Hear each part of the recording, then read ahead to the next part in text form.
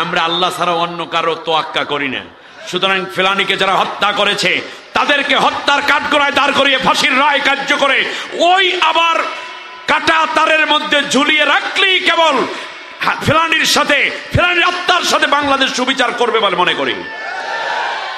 এ পর্যন্ত চায়নার সাথে যত সীমান্ত এলাকা আছে, বিগত 100 বছরে ভারত একটা গুলি ছোড়ার সাহস পায় নাই। এর মানে আমরা দুর্বল।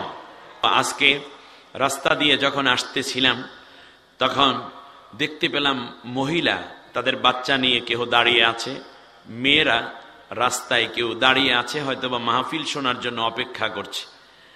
আজ বুকের ভেতরে মোচড় দিয়ে উঠেছে ফেলানীর কথা। এখান থেকে নিয়ে মাত্র 6-7 কিলোমিটার দূরে অনন্তপুরে, সন্তোষপুর না, অনন্তপুর, এই অনন্তপুরে ওপারে রয়েছে দিনহাটা, যেটা ভারতের সীমান্ত। ওপারে দিনহাটা, এপারে অনন্তপুর। ঘটনাটা ছিল 2011 সালের 7 জুন। আপনারা জানেন বাংলাদেশের সরলা অবলা এক যুবতী মেয়ে ফেলানী এই নাগেশ্বরী থানার এই এলাকায় বিএসএফ আমার এই নির্দোষ কিশোরী বোনকে গুলি করে হত্যা করে। হত্যা করাই শেষ ছিল না, হত্যার পরে তার মৃত লাশটাকে কাটা তারের সাথে 4 ঘন্টা পর্যন্ত ঝুলিয়ে রেখেছিল। ধিক্কার জানাই, বিএসএফ এর এমন সাধ্য নয় বাংলাদেশের কোন নাগরিককে সে হত্যা করবে। লড়াই করে কুড়িগ্রামের মানুষেরা এখানে বেঁচে আছেন। আপনারা বীর জনপদের লোক, ঠিক না বলেন?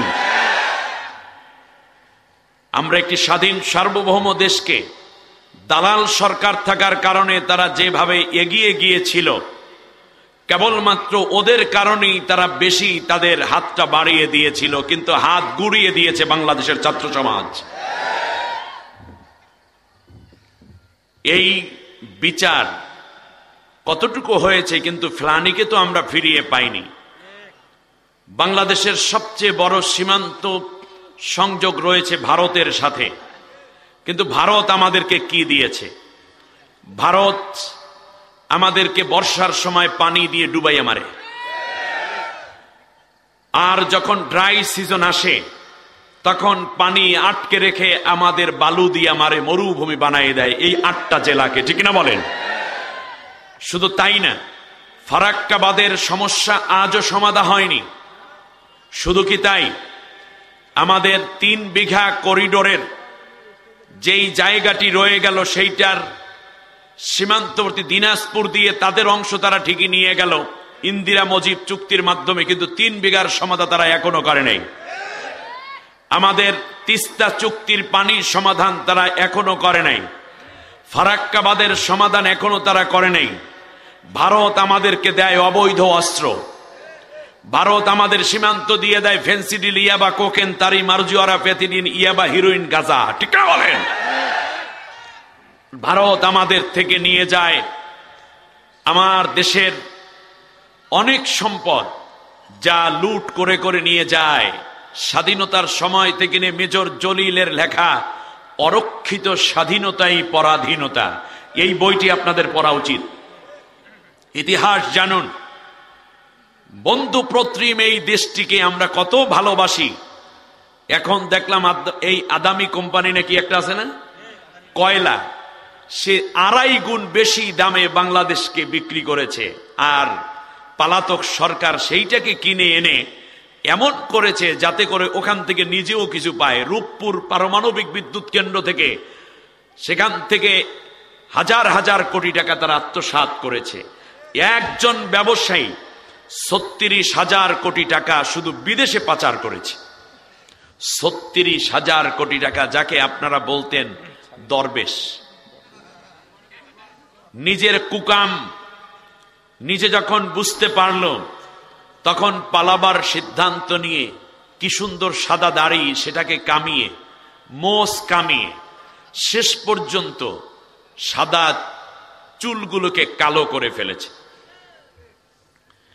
সদরঘাটের কুলি সেজে নৌকায় চড়ে সে রওনা করেছে, নৌকাই তার কাল হয়ে গেছে।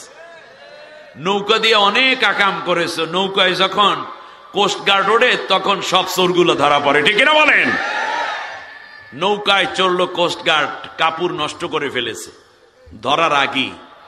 সাহসের অভাব নাই, খাইছে শুধু ডরে, ঠিক না বলেন? আমার দেশের ছাত্র শিবিরের একজন কর্মীর যে সাহস আসে, তুমি মন্ত্রী হইয়া সেই সাহস অর্জন করতে পারো না। আমাদের সামনে ফাঁসির রশি ছিল, কই তারা তো ভয় করে নাই। একের পর এক গুম হয়েছে, তারা তো ভয় করে নাই। হেফাজতের লোকদেরকেও নির্যাতন করেছে, তারাও ভয় পায় নাই। বিএনপির লোকেরা কিছু ডরাইছে, কিছু ভয় পাইছে, সাহসও দেখাইছে, কারণ ইতিহাস তো আমাদের জানা আছে। কিন্তু পালাইয়া তো কেউ যায় নাই, ঠিক না বলেন? তুমি ধরার আগেই কাপড় নষ্ট। তারপর তাকে নিয়ে যাওয়া হলো রিমান্ডে, যা জিজ্ঞেস করার কাম, এই জন্য ডিমের দাম বাইরে গেছে, ঠিক আছে কিনা? শেষ পর্যন্ত জিজ্ঞেস করা হলো যে আপনি দাড়ি কামাইলেন কেউ? যা করছেন করছেন ভালোই, এ পর্যন্ত বুঝলাম। বললো যে তোমরা তো কোরআন হাদিস কিছু পড়ো না। বলে স্যার বলেন দেখি, কি জানি না। বলল যে জীবন বাঁচান ফরজ আর দাড়ি রাখা সুন্নত। এই সুন্নত শেষ কইরা যদি ফরজটা বাঁচান যায়, এই জন্য দাড়িটা কামাই ফেলাইছে। সবগুলোকে ধরতে হবে। আমার ভাই বলেছেন, ইয়াসিন আলী সরকার, এমনি তো সরকার না, ওইও সরকার, তিনি বলেছেন যে বিদেশের সমস্ত পাচার করা অর্থ বাংলাদেশে ফিরিয়ে আনতে হবে। আজ বাংলাদেশের প্রধান উপদেষ্টা এবং উপদেষ্টা মণ্ডলীর প্রতি জনগণের পক্ষ থেকে দাবি করছি, সর্বপ্রথম এই দুর্নীতি এবং অর্থ পাচারের সাথে যারা জড়িত তাদেরকে গ্রেপ্তার করে আইনের কাঠগড়ায় দাঁড় করানো হোক। এক।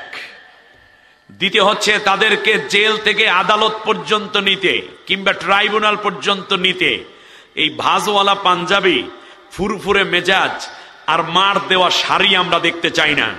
এই দেশের মানুষ দেখতে চায় তাদের হাতের মধ্যে হাত করা পরানো আছে, পায়ের মধ্যে শিকল পরানো আছে, কোমরের মধ্যে ডাকাতের রশি পরানো আছে। তার কারণ তারা হাজার হাজার খুনের অভিযোগে অভিযুক্ত, বাংলাদেশের অর্থ পাচারে তারা অভিযুক্ত, বাংলাদেশকে তলাবি ইনজুরিতে পরিণত করার অভিযোগে তারা অভিযুক্ত। এত নির্যাতন, এত হত্যার অভিযোগ যাদের কাঁধে, তাদেরকে জামাই আদরে দেখলে আমাদের রক্তক্ষরণ হয়। সুতরাং পরবর্তীতে ট্রাইব্যুনাল কিংবা আদালতে তাদেরকে নিতে, কারণ এই বাংলাদেশে এই জালেম সরকার নির্দোষ অনেক আলেমদেরকে গ্রেপ্তার করে সম্মানিত মানুষগুলোর হাতের মধ্যে লোহার শিকল পরিয়েছিল, পায়ের মধ্যে শিকল পরিয়েছিল, এমনকি তাদের কোমরের মধ্যে ডাকাতের রশি পড়াই আদালতে গালিগালাজ করতে করতে এনেছে নিয়েছে, ঠিক না বলেন? সম্মানিত মানুষদেরকে অপমানিত করা হলো, আর চোরদের হাতে কেন শিকল পরে না জানতে চায়। সম্মানিত ভাইয়েরা, সবগুলো ঠিক হবে, কিন্তু আমাদের একটু ধৈর্য ধারণ করতে হবে ইনশাআল্লাহ। আসুন